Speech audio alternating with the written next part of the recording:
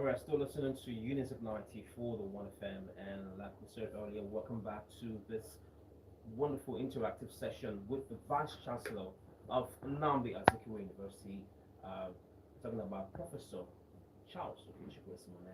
Welcome back, sir. Thank Before we you. went on that break, we were talking about something very innovative, and a lot of people are asking, want to know. You talked about being able to do the convocation without spending so much, and you created an innovative way to do that. Tell us about that. Yeah, thank you. As I said, we are very deliberate about this particular approach. Yes, sir. I strongly feel, and that's my vision, and we have tested on it this time, and Yes, sir. it's working very well. Mm. I strongly feel that convocation should be at no cost, at no expense to university. If we, since we have a large alumni base that we can always tap on. So what we did this time around was to generate funds, from source funds from outside, and we started with our alumni, those who have gotten our, online doctorate degrees, and those who are friends of the university, those who have passed through this system, to fund the convocation activities. So it's on record that this entire convocation, every kobo we're spending, nothing is coming from the university, and that is doable. I think strongly that the way we're organizing the alumni now, we're having formidable database for them at the departmental level, at the faculty level, and we're also encouraging departments and faculties to do homecoming events that will make our graduates to see this place as home. It's one thing to pass through a university. It's another thing to see the university as your home. And wherever you go, you have to come back home. Now they are coming back home, and because it's home, they are looking at the things that are deficient in their homes, and they want to see how they can contribute to development. Now, with this large base of alumni that we have and the enthusiasm we have generated in them, I think going forward, subsequent convocations will be at no cost. If you look at the total number of graduates we have, over 100,000 of them, in this university, we think that if you are making minimal contribution, if they are making minimal contribution, we'll be able to run our convocation every year. If you want to run it every year, at no cost to university. That model we have tested and it's working, so we are proposing that should be the way to go. Wonderful. Okay, before we ask the next question, I also want to know, you talked about some of the honorary awardees for women. Can you tell us some of who they are? Yeah, I can say that for free. Okay. Yeah, Dr. Okeanwe Yago, who is one of the first staff of the university. When the university started, was the first person. They acted as registrar, acted as a lecturer at the point. Wow. And so he's going to retire. He's an indigenous of this town. He's from Oka. He's going to be one of them. That's the secret behind the success.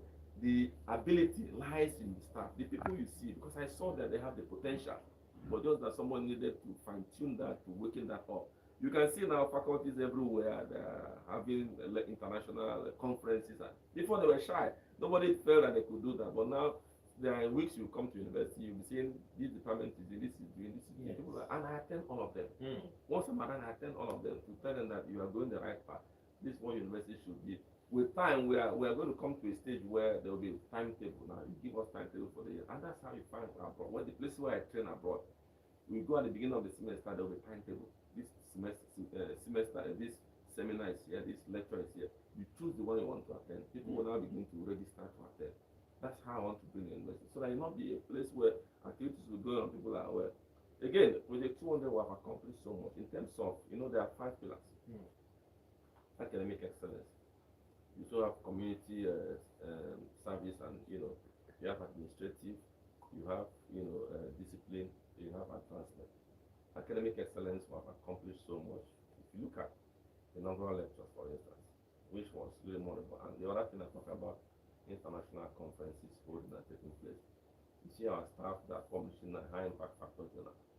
I remember when I was BBC card and we're introducing Google Scholar as a way of judging staff. It was so positioned everywhere. They said we are not giving facility Google Scholar. But now we have crossed Google Scholar, we are looking at Thomson Reuters, other forms of impact factor journal, and staff are publishing there. People used to be shy to go to certain places. Now our staff are doing postdoc in Harvard, and have about 3 or 4 of our staff in Ivy League universities abroad. That exchange program, communication is there. We also have our students now. The competition positions that they are attending. And when they go, they don't go with the mindset of just being a participant. They go with the mindset of winning. I see that zeal in them, that they want to win, they want to come back first. So I see students are excelling, they staff are excelling. So in academic excellence, you are thriving. Research grants, the number of grants you are having these days, I see these grants coming. People are there writing grants different places, and all the departments. It's not just sciences, arts, humanities, engineering, biomedical, all of them. They are all participating in grantsmanship and are getting that. So that is giving us a high edge.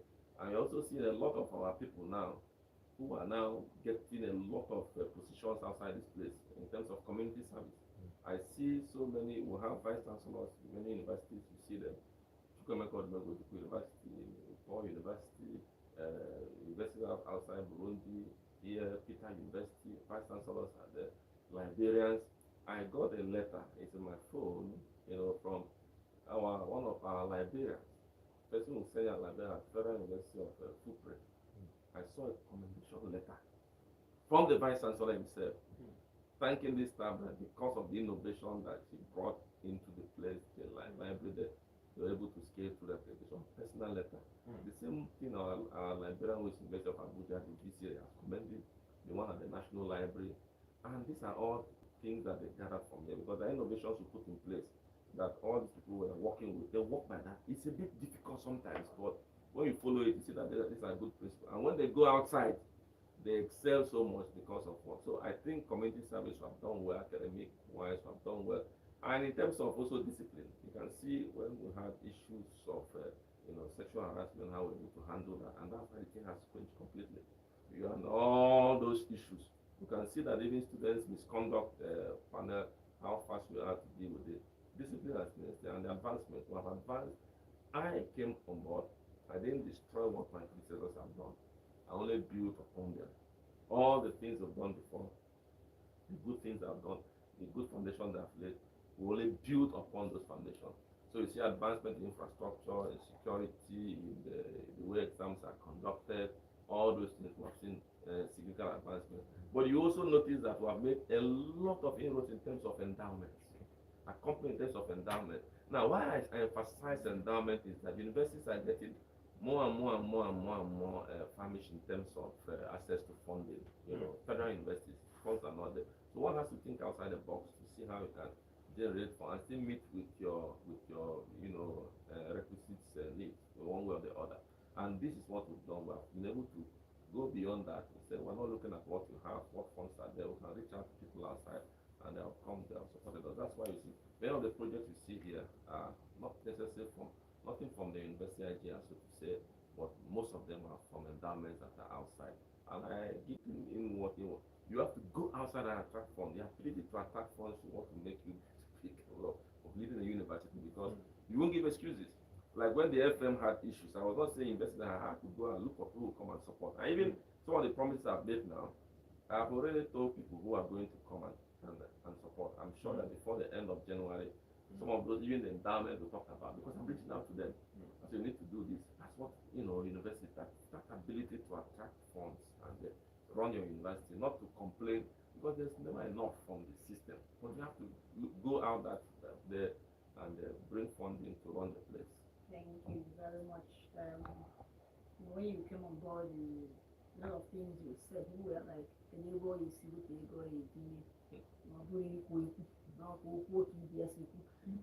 But that is why when we packaged and said we'll make one of music FM, maybe they don't understand. It's very reason. With time they are beginning to understand.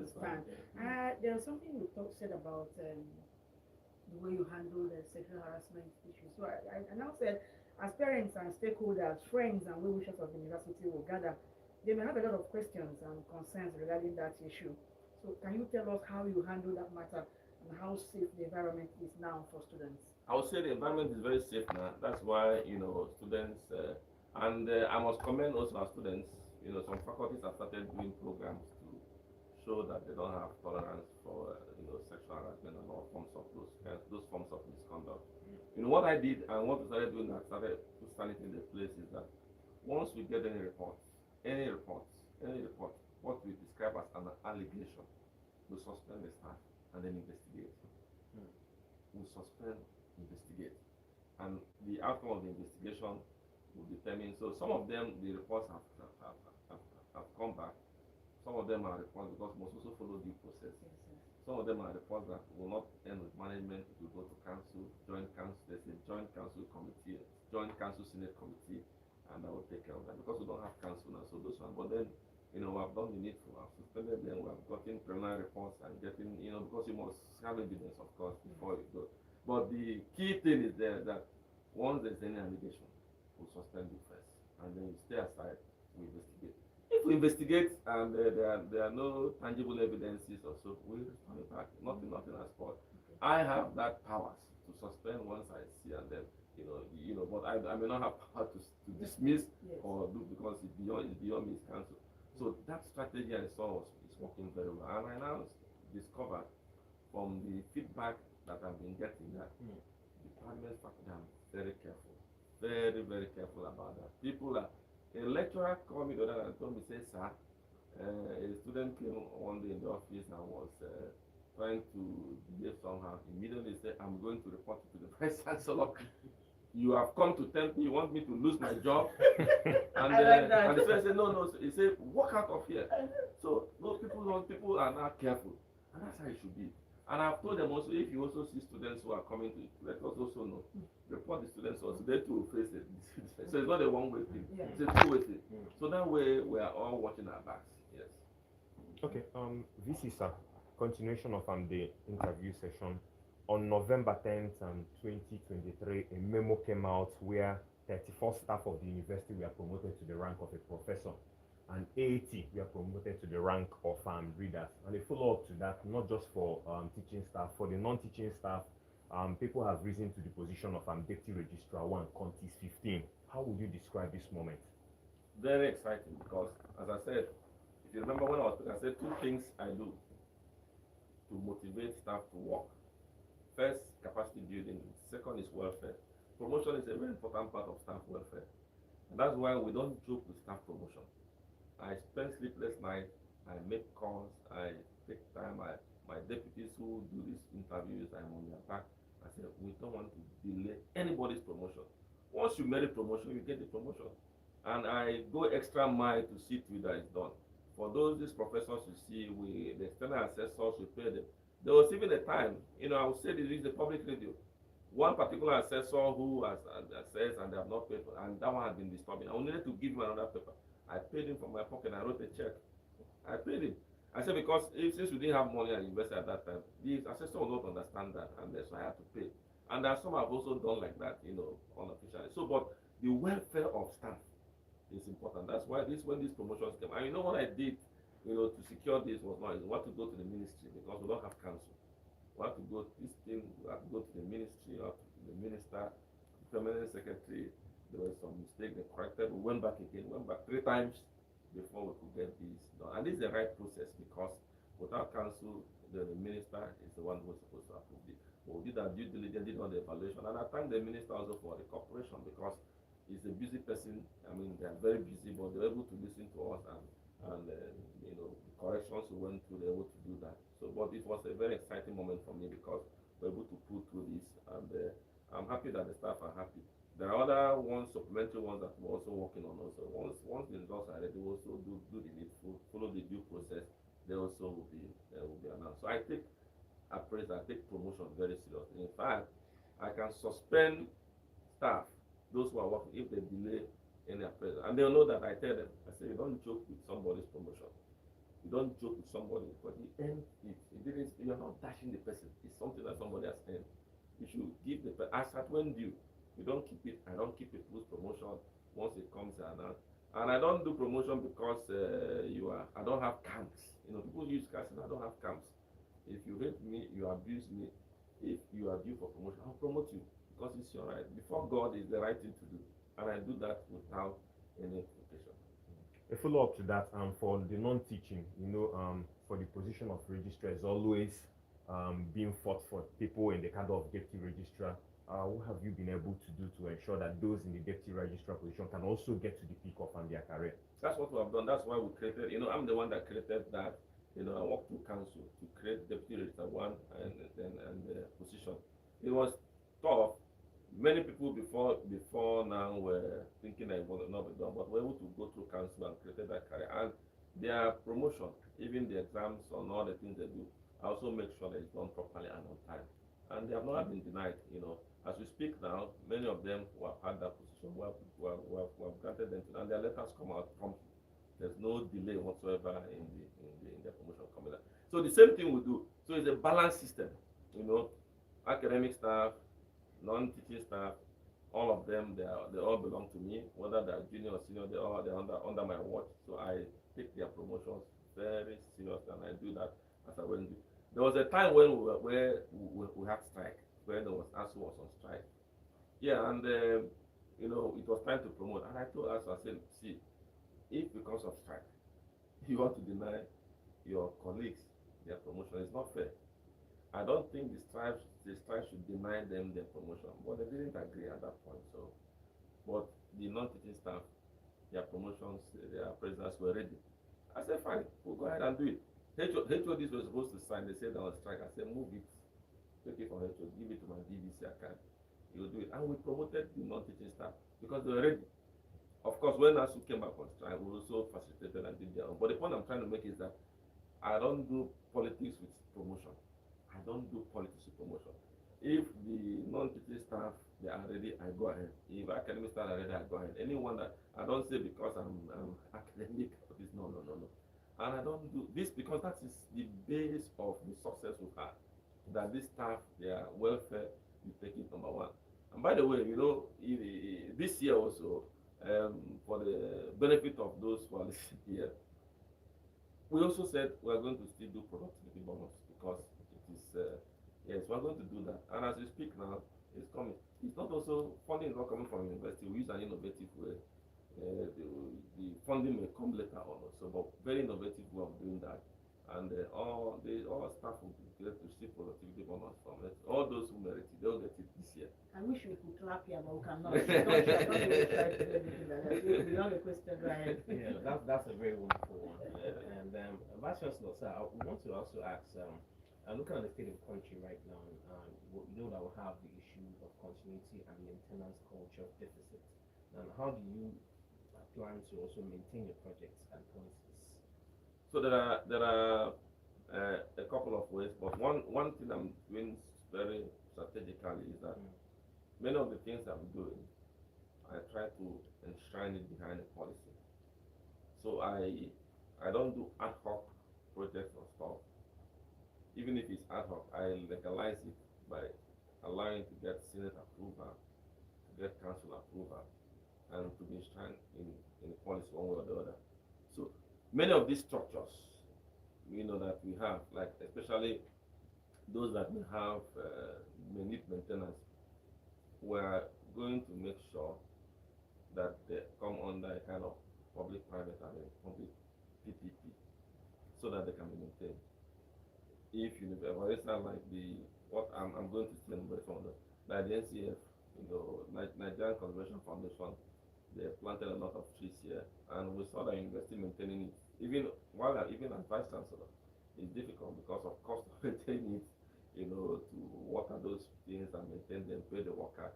Well, we did it for a couple of months. We saw the burden is high, so we're trying to introduce, you know, partners that will work with us and maintain that, and investigate. So I see that way it is sustainable. Once you see that kind of arrangement, it's sustainable. The same way also some of the golf course that we are doing, big golf course, of course. Investing of course is not falling down golf course, but I want it to be maintained, to sustain. For it to be sustained also, we have to do kind of private arrangement. We have a guest house that NMPC built. We are going to do. That's part of what we are going to do. The commissioning on Friday is completed. But if you invest in things that I'm sure will be too much to talk. I also see there's a zoo somewhere in that. There's a zoo. There's a zoo, and the zoo is one of my greatest joys right now. You know, and that zoo is coming up better. Although I've not completed it to the stage I want, but I'm sure before we are making an arrangement now for it to be completed to the stage I want. Animals are already there. This Christmas, we're working towards this Christmas. The zoo will be open for public view. We'll have lions there. We have lions there, some birds there. We had a cheetah, unfortunately, that died because of a long way of coming. But they're going to bring another cheetah. They're going to bring chimpanzees or so there. So this Christmas, we're working hard so that the zoo will be open. We're going to complete the gate so that people can do preliminary viewing. But now we're extending the zoo. That was my vision. When I went there, so I said, this is good, but now my vision is we're extending the zoo now. We want to take the zoo far into the forest to give the animals, let the animals not stay in enclosures that look like artificial houses. The animals will stay in enclosures within the forest. So that's going to cost a lot of money. So we're looking for funders now to help us take it back into the forest again. Like the lions, we need to have the grasses there, everything. The zebra will bring all of them inside that forest. And then there will be walkways where if you enter the zoo, you can use those walkways and access the forest route again. So I've done the architectural drawing. It's very beautiful.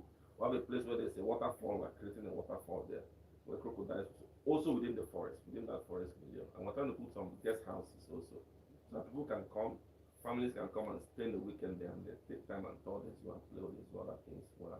So that idea came to me again. And because I'm convinced, as I'm going to pursue it, we're going to go far again. So what we have now is good enough, but I want something better. And so that's why we're pushing it. And that will be done before I leave because I'm looking for investors. Okay. We'll be done before I leave. I've talked to about 2 or 3 now who are excited about the idea, and I'm sure they're going to come in because I've seen this already. They couldn't believe that this could be done there. So this little I've done is exciting them. By the time they come and take a look here, they will invest with the guest house, they'll invest in the zoo, the enclosures and everything. I'm sure that within a short time we'll get it. And they are serious minded people. Wonderful. We'll go for a short break right now. We'll come back and wrap it up on this exclusive interview with our Vice Chancellor, Prof Charles Esimone. Please don't go anywhere. We'll be right back.